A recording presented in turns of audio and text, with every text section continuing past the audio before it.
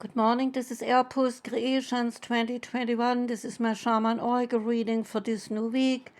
I'm running one day late because yesterday was much drilling going on in my house, so I couldn't read. Today I like to finish up reading for Sagittarius, Capricorn, Aquarius, and Pisces, and the reading starts with Sagittarius. Welcome, Sagittarius. First card is from the magical Nordic tarot deck. Out came the Eight of Wands. It's about movement, travel, self-awareness, and opportunities. The card Eight of Wands is known as the card of communication, and so it starts a busy period in your life. Prepare to be in high demand as long-awaited messages, emails, and calls, they finally come your way. Favorable outcomes of job interviews and business proposals, they are both likely. Those looking for love, they could meet a promising new partner online or while traveling, and you may receive unexpected messages from ex-partners. Any delays to your home moves or legal proceedings should be over soon, and so pay attention to any messages that you receive, as they could offer an opportunity in disguise. Card number 2 is the Mythic Goddess card. Out came the Four of Swords. The Four of Swords is about peace, sanctuary, and recovery. The Four of Swords is a moment of rest. It seems like you may have been overdoing things. You have endured certain obstacles and losses, but now is the time to retreat and to rejuvenate. You will be ready to go forth into the world soon enough. Perhaps you have been licking your wounds after a romance or relationship strife, or maybe some work has been pushing you to your limits. You must take the time to pause and surrender to rest and relaxation. Of course, there may be new challenges to come your way. That is life after all. But now is the time for nurture, so be kind to yourself. You will come out stronger than you were before. Next card is the Dungeons and the Dragons card, and the deck is based on the computer game under the same name. The card that came out is the Seven of Charisma, saying that the power of allowing your plans to develop and unfold without the urgency or restlessness. And the special message is that the town mayor is rumored to be possessed by an evil spirit. The mayor is secretly preparing to sacrifice the entire town. Now we come to the Path of Light Oracle deck, and I think I have not explained yet what this deck is all about, so I like to do it today. The Path of Light Oracle deck is based on the Bhagavad Gita, and the Bhagavad Gita is one of the holiest books of Hinduism, along with the Upanishads. The Bhagavad Gita is also referred to as the Song of God and is a Hindu epic called Mahabharata and is written in the first millennium BCE. So making this book one of the earliest books of teaching how to live a good life by the right conduct. And so the book is teaching ethics. And ethics is a moral philosophy concerned with what is morally good and bad and morally right and wrong. There are basically three types of philosophical ethics.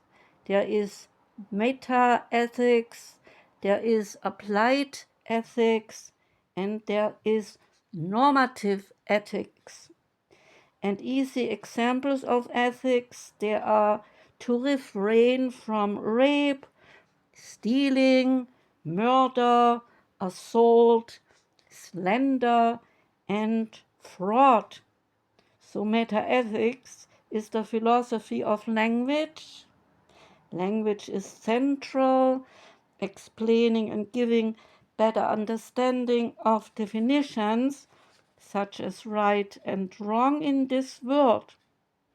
One of the teachings of the Bhagavad Gita is that a body might be killed in battle, but a soul can never be killed and will live on forever. So now we come to the Path of Light card that is called Beyond Emotions. And this card here, Beyond Emotions, says that when your emotions are triggered, you do not see things clearly, and therefore you are unlikely to act well and live up to your own ideal. You can train yourself a transcendence of your emotions through mindfulness and seeing things truthfully, and this in turn then will enable you to live more in alignment with your true self. And one verse in the Gita says that when you allow your mind to be carried away by the senses, it takes with it your good judgment, just as a storm drives a boat off course. So therefore, you go beyond attraction and aversion and abide in the wisdom of the self.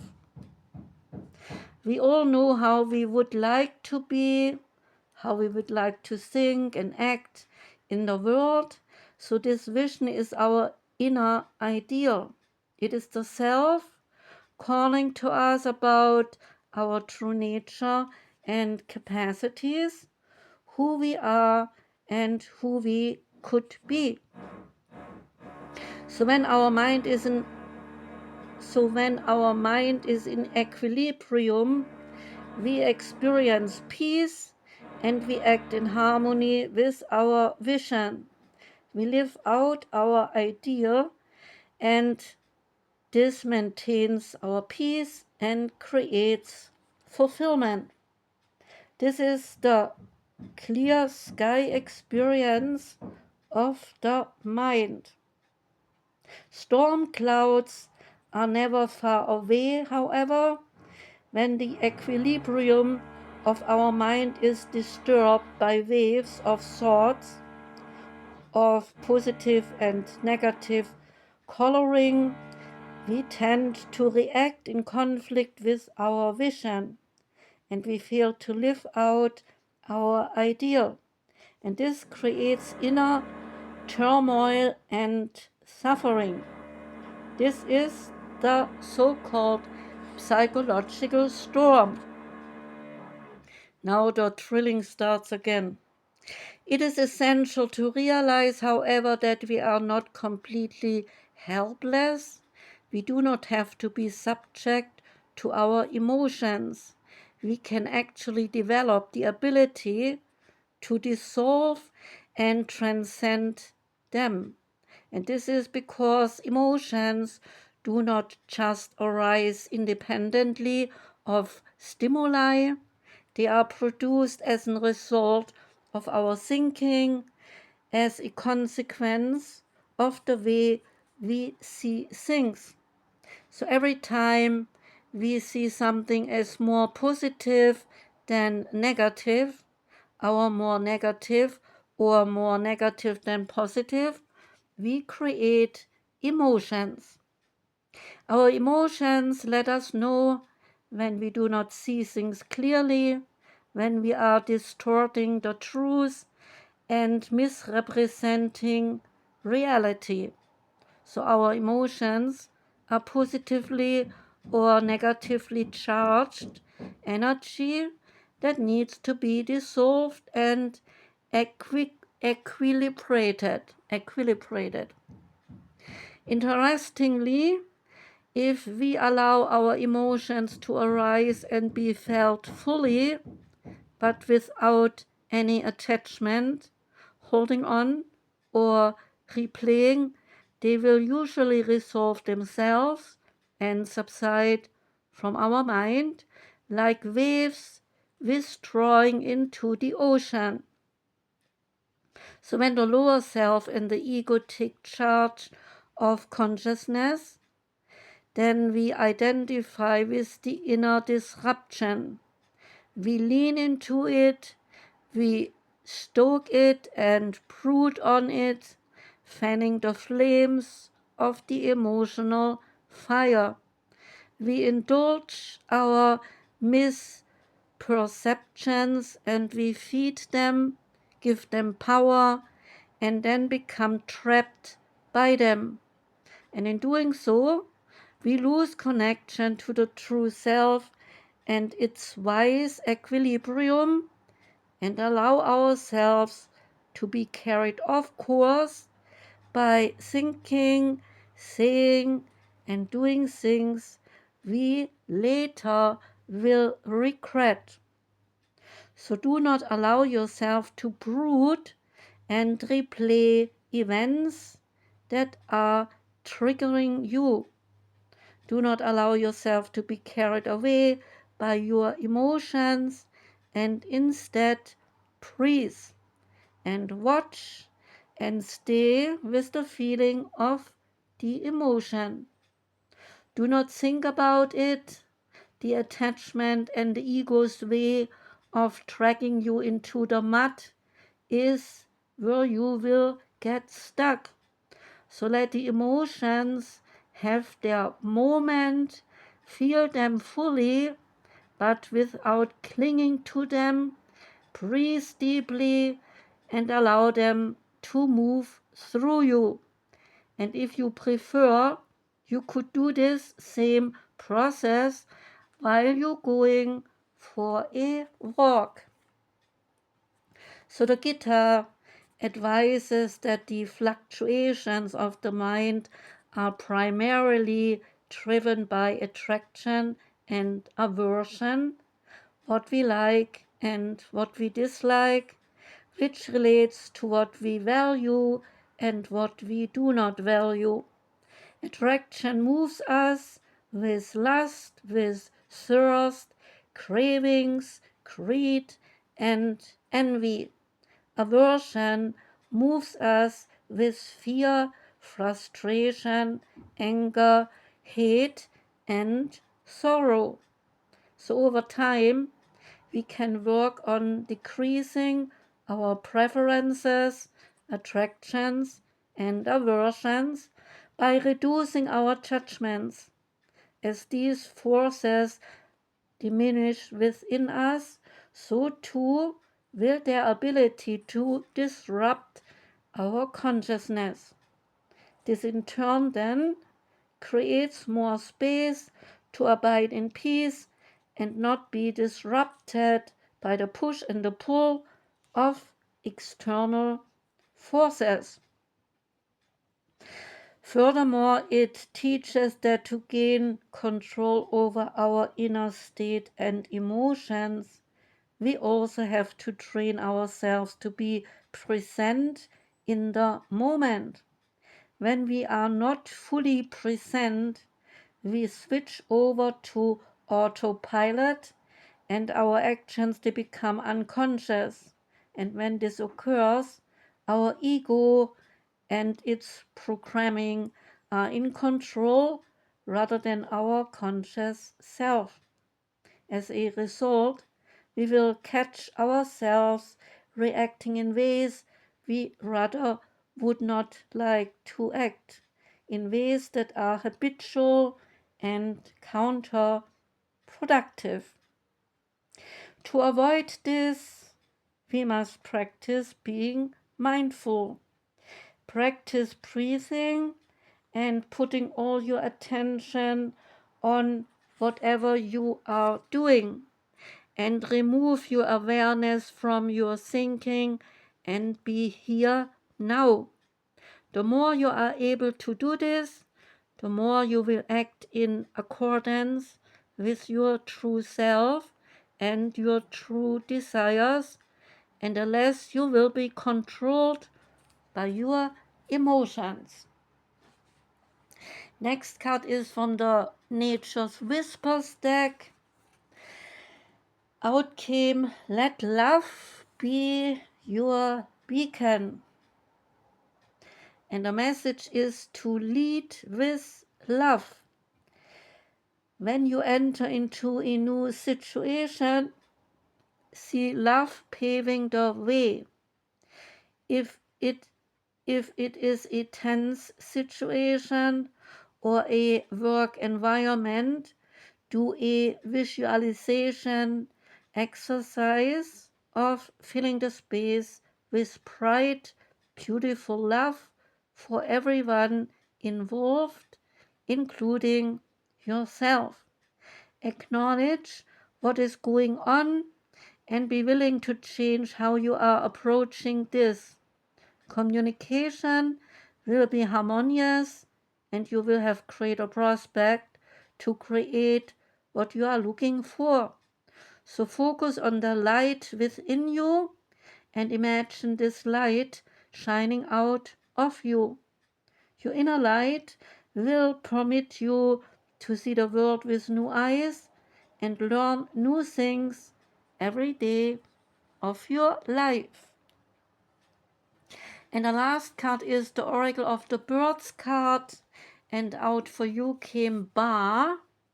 And Ba is a soul bird and relates to the essence of the soul. It is not a real bird, but it is a essence of the soul. The meaning of the card is that in ancient Egypt, Ba, this soul bird, is the symbol for the essence of the human soul. It is pictured as a falcon with a human head.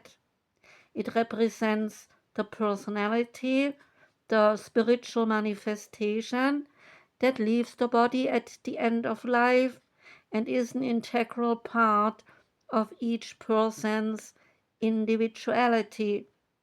Ba is the symbol of the ascension and immortality of the soul after death.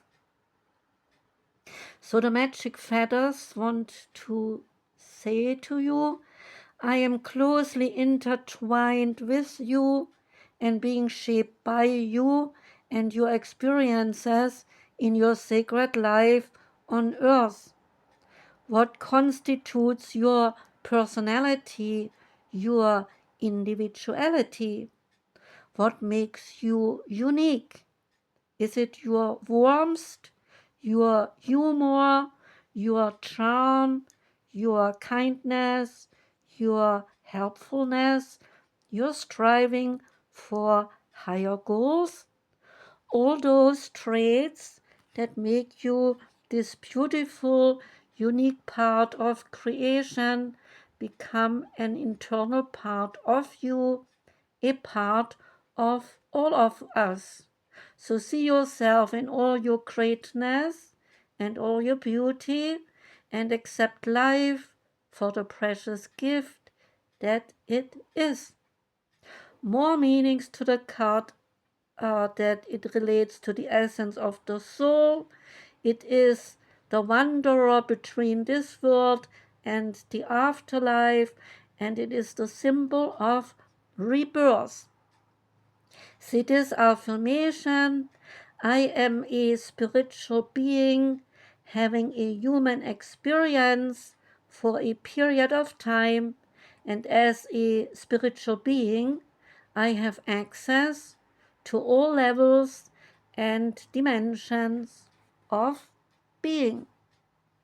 That was the reading for you, Sagittarius. Thank you for listening. I do wish you a most beautiful day today and the rest of a good week. I'm sending out my love to you. Take care and goodbye.